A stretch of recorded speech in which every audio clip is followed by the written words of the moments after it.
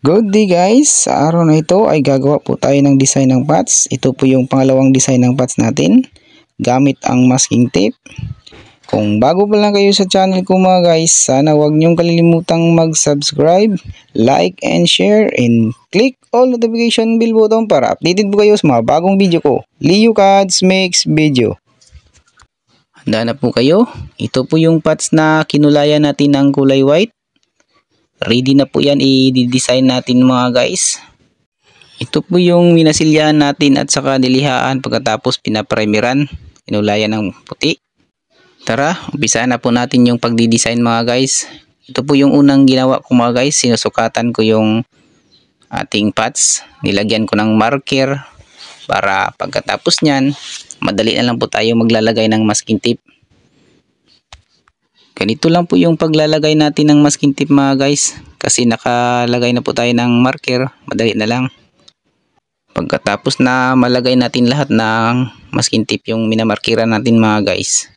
Ready na po yan na kukulayan natin kahit anong kulay na gusto nyo.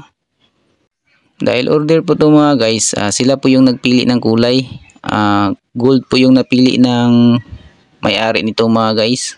Gold white. Sa lahat ng mahilig sa halaman dyan, tingnan nyo lang tong video na to. Check na mapapa-order po kayo. Sigurado po yun guys. Ito na po yun guys. Malapit na po matapos. Papakita ko sa inyo. Ito po yung nalagyan natin ng masking tape. I-sprayhan na po natin ng kulay gold yan. Unang spray pa lang natin yan. Hanggang pangalawa, hanggang pang-tatlo po mga guys. Kaya po 3 ulit po natin yan babalikan na pagkukulay mga guys. Para makapal po yung ating pagpipinta. Sigurado pong pangmatagalan talaga yung kulay natin. Pagkatapos nito mga guys, na makulayan natin lahat, at saka pangatlong ulit na, pwede natin yan tatanggalin yung masking tape. Ilang minuto lang. Tingnan nyo mga guys, pag natanggal to lahat, napakagandang pots talaga. Ito na mga guys, unang tanggal ng masking tape, hanggang pangalawa. Mga guys, kung gusto nyong gumawa ng pots at saka pintahan nyo ng kahit anong gusto nyong pagpipinta o pagdidesign, tingnan nyo lang yung video ni Leo Cads Makes Video.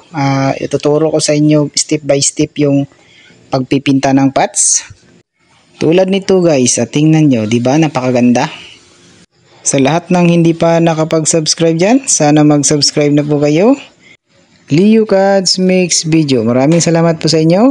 God bless you. Abangan nyo na lang po mga guys ang susunod po nating video.